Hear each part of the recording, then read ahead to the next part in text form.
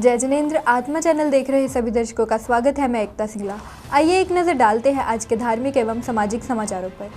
मित्रों, हम आपको ऐसे 15 तथ्यों के बारे में बता रहे हैं जो भगवान महावीर स्वामी ने हमें 2500 साल पहले ही बता दिए थे, जिसको अब जाकर साइंस ने मान लिया है कि जैन धर्म में जो भी नियम कायदे कानून हैं वह विज्ञान पर ही आधारित हैं। दोस्तों, इन 15 तथ्यों में से हर रोज़ हम आपको एक तथ्य के बारे में बताते हैं। हमारा इन तथ्यों को बताने का उद्देश्य सिर्फ इतना है कि युवा वर्ग समझे, यह जाने कि जैन धर्म कितना साइंटिफिक है और उसको समझकर अपने जीवन में भी उतारे। हम आपको अभी तक 3 तथ्यों के बारे में बता चुके हैं। आइए जानते हैं भगवान महावीर स्वामी का बताया हुआ चौथा तथ्य, और वह है हरी सब्जी। दोस्तों, आपने देखा होगा कि कई जैन धर्म के लोग हरी सब्जियां नहीं खाते या फिर अष्टमी के दिन या कोई और दिन के लिए हरी सब्जियों को छोड़ देते हैं। विज्ञान भी इस बात को बिल्कुल सही मानता है। विज्ञान कहता है कि कुछ दिन हरी सब्जियां छोड़ने से हमारे शरीर में हार्मोनल बैलेंस बना रहता है और हमारा शरीर कई रोगों से बच जाता है। आत्मा ब्यूरो की रिपोर्ट। आज लुधियाना में मनीषी संत महामुनि आचार्य मुनि श्री विनय कुमार जी, आलोक महाराज जी, बलराम गुप्ता और सुरेखा गुप्ता के घर पधारे हुए हैं। आत्मा चैनल की टीम उनसे मिलने पहुंची। वहां उन्होंने बताया कि शासन श्री मुनि जी धर्मचंद जी महाराज जी का स्वर्गवास हो गया है। आचार्य मुनि श्री विनय कुमार जी ने मुनि श्री धर्मचंद महाराज जी के जीवन पर प्रकाश डाला और उनसे जुड़ी काफ़ी महत्वपूर्ण बातें बताई। आइए सुनते हैं मुनि जी ने क्या कहा। बीच नहीं, अब तो हम उनको केवल श्रद्धांजलियाँ ही दे सकते हैं और आशा कर सकते हैं कि उनकी यात्रा जो निश्चित है उस यात्रा परिपूर्ण बने। अर्थात हमारे लक्ष्य, जैन संतों का लक्ष्य एक होता है कि हम जल्दी से जल्दी मुक्ति की ओर बढ़ें।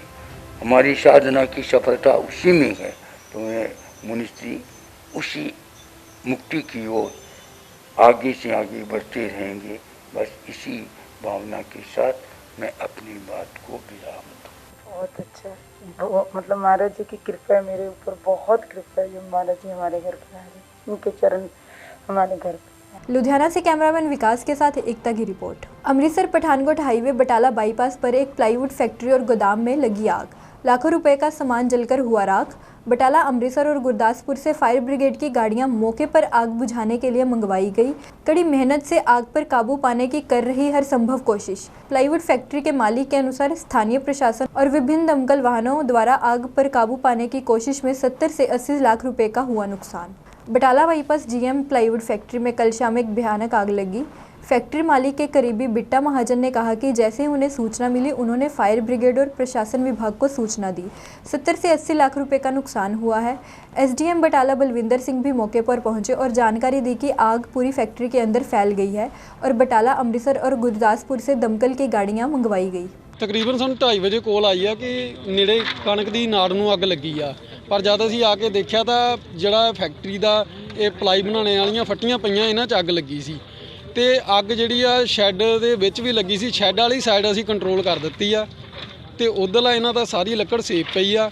ਬਾਕੀ ਵਾਟਰ ਸੋਰਸ ਜਿਹੜਾ ਹੈਗਾ ਇਹਨਾਂ ਦਾ ਦੂਰ ਆ, ਇੱਥੇ ਪਾਣੀ ਦੀ ਕੋਈ ਸਪਲਾਈ ਨਹੀਂ ਹੈਗੀ, ਇਸ ਕਰਕੇ ਜਿਹੜੀਆਂ ਗੱਡੀਆਂ ਸਾਨੂੰ ਦੂਰ ਤੋਂ ਭਰ ਕੇ ਲਿਆਉਣੀਆਂ ਪੈ ਰਹੀਆਂ, ਇਸ ਕਰਕੇ ਥੋੜਾ ਅੱਗ ਬੁਝਾਉਣ ਵਿੱਚ ਦਿੱਕਤ ਆ ਰਹੀ ਆ।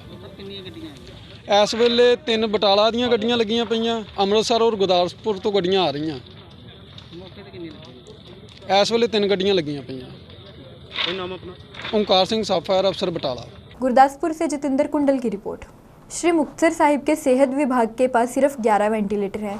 यह 11 वेंटिलेटर को चलाने के लिए एक भी योग्य व्यक्ति नहीं है। कोरोना विरुद्ध जंग में जीत प्राप्त करने के लिए पंजाब सरकार चाहे दावे तो बहुत कर रही है, परंतु जमीनी स्तर पर वास्तविकता यह है कि सेहत सहूलतों की तरफ से पहले से लापरवाही और अब परेशानियां खड़ी कर रही है। श्री मुक्तसर साहिब में भी ऐसे ही समस्या को सरकारी अस्पतालों में श्री मुक्तसर साहिब और गिद्दड़बाहा में कोविड अस्पताल बनाए गए हैं, परंतु स्थिति ऐसी है कि कोविड के मरीजों की समस्या बढ़ रही है और उन्हें आगे रेफर करना पड़ता है। अस्पताल में 11 वेंटिलेटर है, जिनमें से 7 वेंटिलेटर मुक्तसर साहिब सिविल अस्पताल में है, परंतु इन 11 वेंटिलेटर को चलाने के लिए एक भी माहिर व्यक्ति नहीं है। यह समस्या इसी तरह से लंबे समय से बनी हुई है। सिविल सर्जन के अनुसार अब 5 वेंटिलेटर फरीदकोट में गुरु गोबिंद सिंह मेडिकल कॉलेज और अस्पताल में भेजे जा रहे हैं।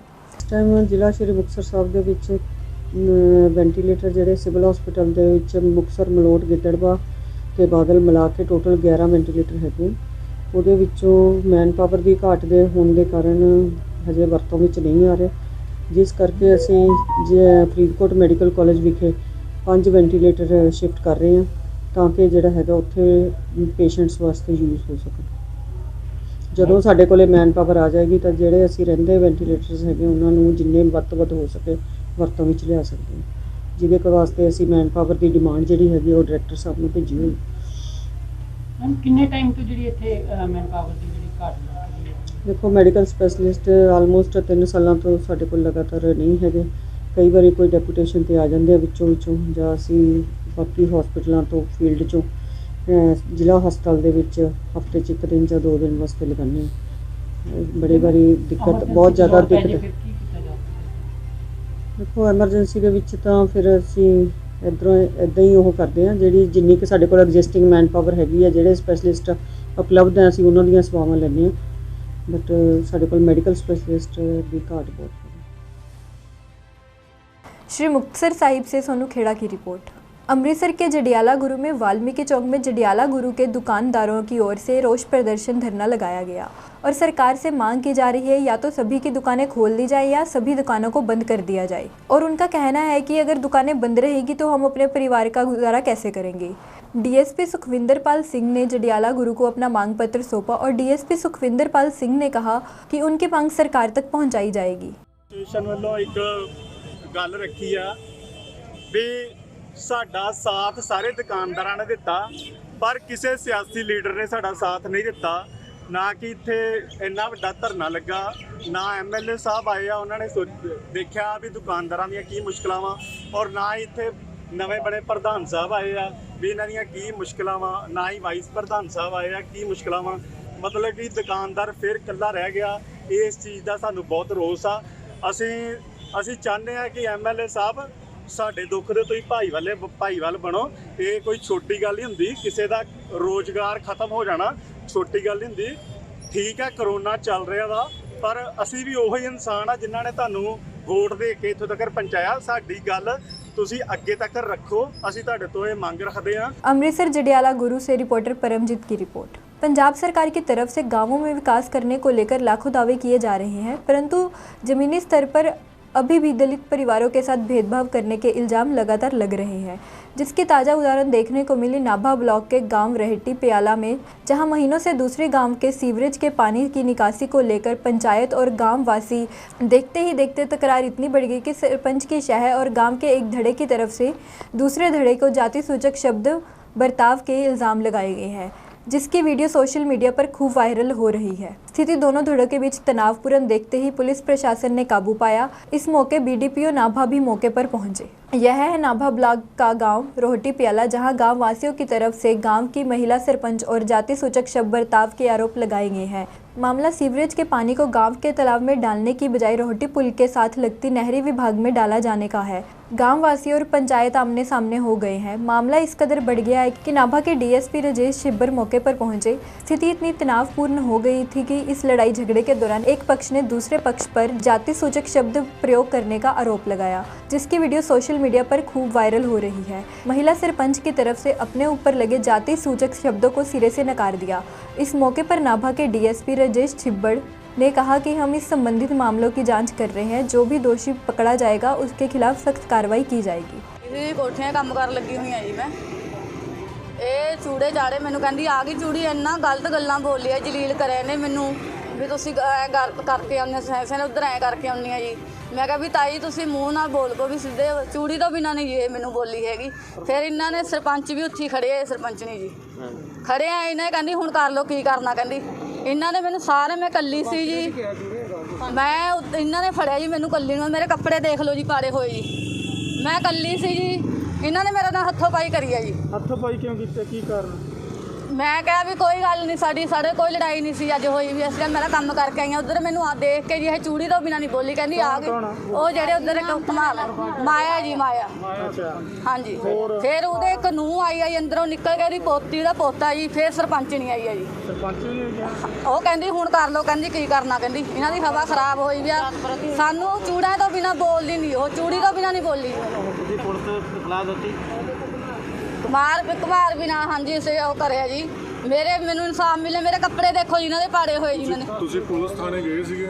ਹਾਂਜੀ ਮੈਂ ਗਏ ਸੀ ਇਹਨਾਂ ਨੇ ਉਹਦੇ ਮੁਲਾਜ਼ਮ ਬੁਲਾ ਲਏ ਜੀ ਕਹਿੰਦੇ ਜਾਓ ਕਹਿੰਦੇ ਤੁਸੀਂ ਅਸੀਂ ਵੀ ਚਲੇ ਗਏ ਮੇਰੇ ਬੇਟੇ ਨੂੰ ਲੈ ਕੇ ਤੇ ਫੜਾਤਾ ਜੀ ਇਹਨੇ ਅਸੀਂ ਜੀ ਮੈਂ ਨਾਲ ਗਈ ਸੀ ਇਹ ਚਾਚੀ ਜੀ ਕਿੱਥੇ ਆ ਵੀਰੋ ਇਹਨਾਂ ਨੇ ਮੈਨੂੰ ਛਡਵਾਇਆ ਕਿੱਥੇ ਆ ਵੀਰੋ ਚਾਚੀ ਮੈਨੂੰ ਇਹਨਾਂ ਨੇ ਜਾ ਕੇ ਛਡਵਾਇਆ ਉਹਨਾਂ ਤੋਂ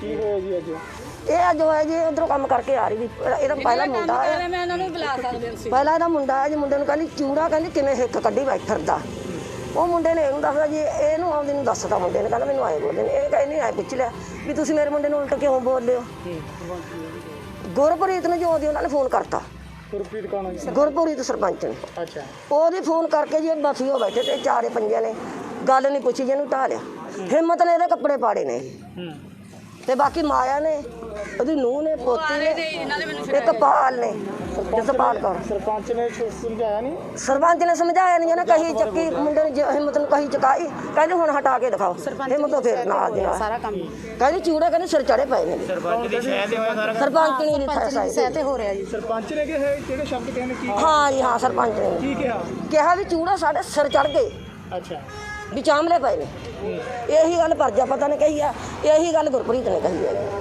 ਸਾਡੇ ਜਨਰਲ ਵੀ ਹੈਗੇ ਜੀ ਮਤਲਬ ਹੁਣ ਕੀ ਮੰਗ ਕਰਦੇ ਤੁਸੀਂ ਹੁਣ ਸਾਡਾ ਅਸੀਂ ਇਹ ਮੰਗ ਕਰਦੇ ਜੀ ਸਾਡਾ ਪਾਣੀ ਟੋਬੇ 'ਚ ਪੈਣਾ ਚਾਹੀਦਾ ਉਧਰਲੇ ਸਾਡਾ ਕਿਉਂ ਪਵਾਉਣਗੇ ਪਾਣੀ ਜੀ ਸਾਂਝੇ ਹੱਥ 'ਚ ਸਾਡਾ ਕਿਉਂ ਪਾਣੀ ਪਵਾਉਣਗੇ ਗੁਰਪ੍ਰੀਤ ਤੇ ਕਾਰਵਾਈ ਜੀ ਹੋਣੀ ਚਾਹੀਦੀ ਜਿਹੜੇ ਸ਼ਬਦ ਸਾਨੂੰ ਬੋਲਦੀ ਆ ਬਾਕੀ ਸੰਤ ਇਕੱਲੇ ਇਕੱਲੇ ਨੇ ਟਾਲਣਾ ਅਸੀਂ ਤਾਂ ਗਰੀਬ ਆਂ ਅਸੀਂ ਤਾਂ ਕਰਕੇ ਖਾਣਾ ਸਾਡਾ ਤਾਂ ਕਿਸੇ ਨੇ ਕੰਮ ਜਾਣਾ ਝਾੜੂ ਪੋਚਾ ਲਾਉਂਦੀ ਗਰੀਬ ਨਹੀਂ ਆ नाभा से सुखचैन सिंह की रिपोर्ट। आज सुबह आत्मा चैनल की टीम लुधियाना की सब्जी मंडी पहुंची और वहां के व्यापारियों से बातचीत की। उन्होंने बताया कि पहले के मुकाबले उनका काम आधा रह गया है। वो सरकार से काफ़ी ज़्यादा हताश नज़र आए और मजदूर वर्ग भी इसी मिनी लॉकडाउन के चलते काफ़ी परेशान नज़र आया। अगर हम कोरोना की हिदायतों की बात करें तो मास्क लगभग लोगों ने लगाया हुआ था और कुछ लोग थे जिन्होंने मास्क कैमरे को देखकर लगाया।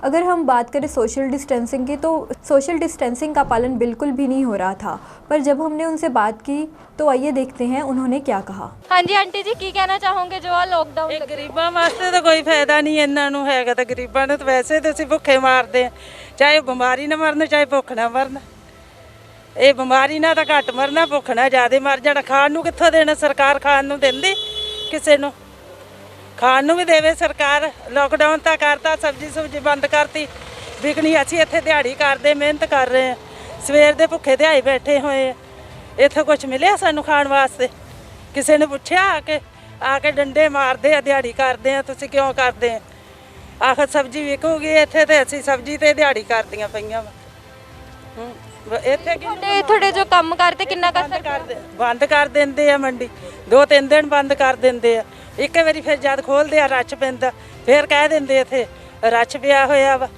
ਰਸ ਕਿਸ ਵਾਸਤੇ ਉਹ ਖੁਦ ਹੀ ਪਾਉਂਦੇ ਆ ਰਸ਼ ਕਰਦੇ ਪਏ ਆ मतलब वो पहला तो सब्जी मंडी बंद कर देंगे ने फिर खोल देंगे ने तो फिर कहते ने रश पै गया ਫਿਰ ਕਹਿ ਦਿੰਦੇ ਰਸ਼ ਪੈ ਗਿਆ ਫਿਰ ਥੋੜੀ ਢਿੱਲ ਦੇਣੀ ਚਾਹੀਦੀ ਆ ਕੋਈ ਟਾਈਮ ਦੇਣ ਇਹ ਮੰਡੀ ਖੋਲਣ ਵਾਸਤੇ ਕਿੰਨੇ ਟਾਈਮ ਵਾਸਤੇ ਦੇ ਰਹੇ ਆ ਸਾਡੇ ਵਰਗੇ ਜਿਹੜੇ ਗਰੀਬ ਬੰਦੇ ਮਿਹਨਤ ਕਰ ਰਹੇ ਆ ਅਸੀਂ ਦਿਹਾੜੀ ਕਰਕੇ ਖਾਣੀ ਆ ਅਸੀਂ ਕਿੱਥੋਂ ਖਾਣਾ ਸਾਡੇ ਬੱਚੇ ਕਿੱਥੋਂ ਪਾਲੇ सरकार ਨੂੰ ਕੀ ਕਹਿਣਾ ਚਾਹੋਗੇ ਸਰਕਾਰ ਨੂੰ ਇਹ ਕਹਿਣਾ ਚਾਹਣੇ ਆ ਲੋਕਡਾਊਨ ਦਾ ਥੋੜਾ ਢਿੱਲ ਕਰੋ ਬਿਮਾਰੀ ਜਿਨ੍ਹਾਂ ਦੇ ਹੁਣ ਬਿਮਾਰੀ ਨਾ ਕਹਿ ਦਿੰਦੇ ਮਰ ਗਏ ਆ ਤੇ ਜਿਹੜੇ ਭੁੱਖ ਨਾ ਮਰਨਗੇ ਉਹ ਸਰਕਾਰ ਉਹਨਾਂ ਨੂੰ ਕੀ ਕਰੂਗੀ ਉਹਨਾਂ ਵਾਸਤੇ ਵੀ ਕੁਝ ਸੋਚਦੀ ਪਈ ਹੈ ਨਮਸਕਾਰ ਜੀ ਨਮਸਕਾਰ ਜੀ ਸਰ ਕੀ ਉਰੇ ਸੋਸ਼ਲ ਡਿਸਟੈਂਸਿੰਗ ਦਾ ਪਾਲਨ ਕਿਉਂ ਨਹੀਂ ਹੋ ਰਿਹਾ ਸੋਸ਼ਲ ਡਿਸਟੈਂਸਿੰਗ ਦਾ ਪਾਲਨ ਤਾਂ ਇਸ ਵੇਲੇ ਦੇਖੋ ਲੋਕਾਂ ਦੇ ਜਿਹੜੇ ਆੜਤੀਆਂ ਨੇ ਇਸ ਵੇਲੇ ਪਰੇਸ਼ਾਨ ਨੇ ਉਹਨਾਂ ਦੇ ਕਿਸੇ ਦਾ ਮਾਲ ਨਹੀਂ ਕਲੀਅਰ ਹੋਇਆ ਮੰਡੀ ਦੇ ਵਿੱਚ ਗੇਟ ਬੰਦ ਕਰ ਦਿੱਤੇ ਗਏ ਨੇ ਸੋਸ਼ਲ ਡਿਸਟੈਂਸਿੰਗ ਦਾ ਪਾਲਨ ਤੁਸੀਂ ਤਾਂ ਹੁਣ ਥੋੜਾ ਲੇਟ ਆਏ ਹੋ ਸਵੇਰੇ ਆਂਦੇ ਤੁਸੀਂ ਦੇਖਦੇ ਇੱਥੇ ਹੋਰ ਬਹੁਤ ਜ਼ਿਆਦਾ ਬੁਰਾ ਹਾਲ ਸੀਗਾ ਬਾਕੀ ਪ੍ਰਸ਼ਾਸਨ ਲੱਗਾ ਹੋਇਆ